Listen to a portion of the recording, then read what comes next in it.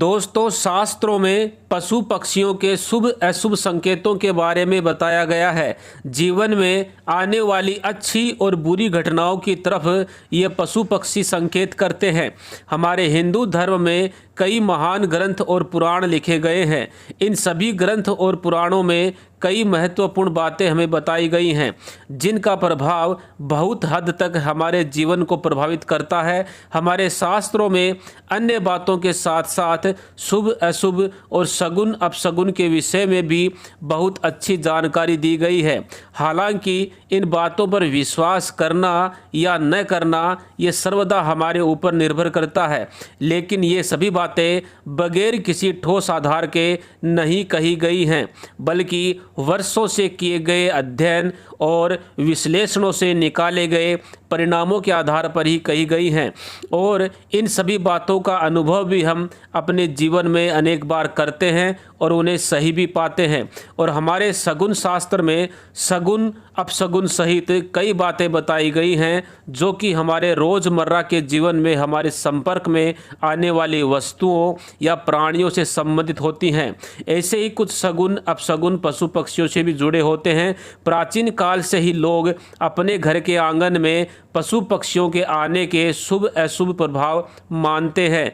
इन पशु पक्षियों को या तो हम रोज ही देखते हैं या इनमें से कुछ कभी कभार ही हमें दिखाई देते हैं, जो कि हमारे भविष्य में होने वाली महत्वपूर्ण घटनाओं से संबंधित विशेष संकेत देने के लिए ही हमें दिखाई देते हैं। आज के इस वीडियो में हम ऐसे ही एक पक्षी के शुभ या अशुभ संकेतों के बारे में जानेंगे, जो हमारे घरों में बहुत ही कम आता है, लेकिन जब भी आता है तो कुछ विशेष संकेत अवश्य लाता है। वो पक्षी है दोस्तों चमगादड़। चलिए जानते हैं कि चमगादड़ यदि हमारे घर में दिखाई दे तो ये किस बात का संकेत लेकर के आता है। हालांकि विश्व में अनेक देश ऐसे हैं जहां पर चमगादड़ों को शुभ माना जाता है और इनकी विशेष देखभाल की जाती है, लेकिन भारतीय प्राचीन धर्म ग्रंथों में चमगादड़ों को हमेशा ही अशुभ माना जाता है।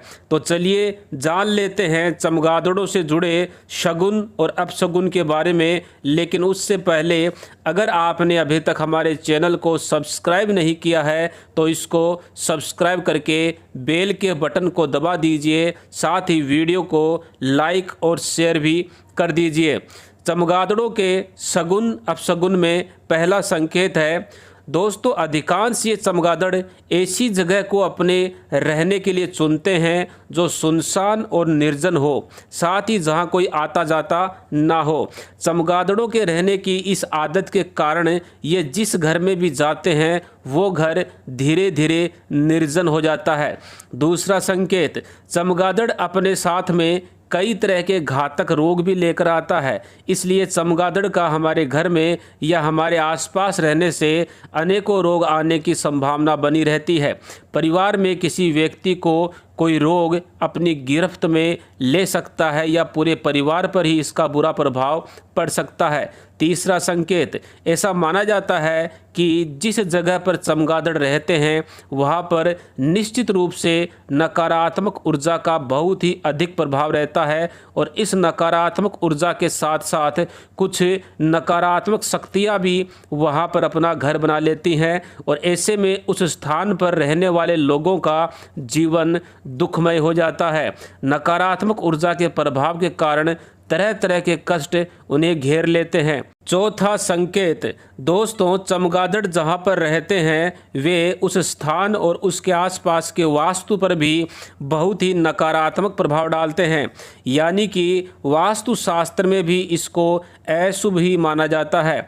जिस स्थान पर चमगादड़ रहते हैं उस स्थान पर कुछ न कुछ अशुभ होता ही रहता है, जैसे लड़ाई झगड़े, दुर्घटना आदि। चमगादड़ यदि हमारे घर में आ जाएं तो घर के सदस्यों में आपसी विवाद, मनमुटाव और झगड़े होते ही हैं। परिवार में धन की हानि या धन का नाश हो जाता है। जमा पूंजी व्यर्थ के कार्यों में खत्म होने लगती है। परिवार के सदस्यों की उन्नति में बाधा उत्पन्न होती है। पांचवा संकेत, हमारे शास्त्रों में ये भी बताया गया है कि चमगादड़ का घर में घुसना किसी रिश्तेदार की मृत्यु का संकेत भी हो सकता है। वह रिश्तेदार आपका करीबी या दूर का भी हो सकता है, इसलिए चमगादड़ का हमारे घर में आना अशुभ ही माना जाता है। संकेत नंबर 6, चमगादड़ यदि आपके सपने में आता है तो आपके भविष्य में होने वाली दुर्घटना के बारे में सचेत करने की कोशिश कर रहा होता है। इसलिए सपने में चमगादड़ दिखाई दे तो निकट भविष्य में कोई भी महत्वपूर्ण निर्णय बहुत ही समझदारी और सूझबूझ से लें।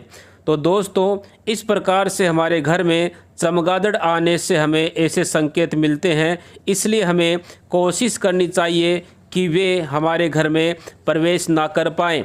लेकिन यदि किसी कारण से चमगादड़ घर में प्रवेश कर लेता है तो उन्हें मारने के बजाय यह प्रयास करना चाहिए कि उनका नकारात्मक प्रभाव हमारे परिवार और हमारे जीवन पे ना पड़े। हमारे धर्म शास्त्रों में किसी भी प्रकार की नकारात्मक ऊर्जा खत्म करने के लिए बहुत से उपाय बताए गए हैं। आप उनमें से कोई भी उपाय कर सकते हैं। जैसे यदि हमारे घर में चमगादड़ घुस जाए तो उसकी नकारात्मक ऊर्जा को समाप्त करने के लिए गंगा जल घर में रोज़ छिड़कें।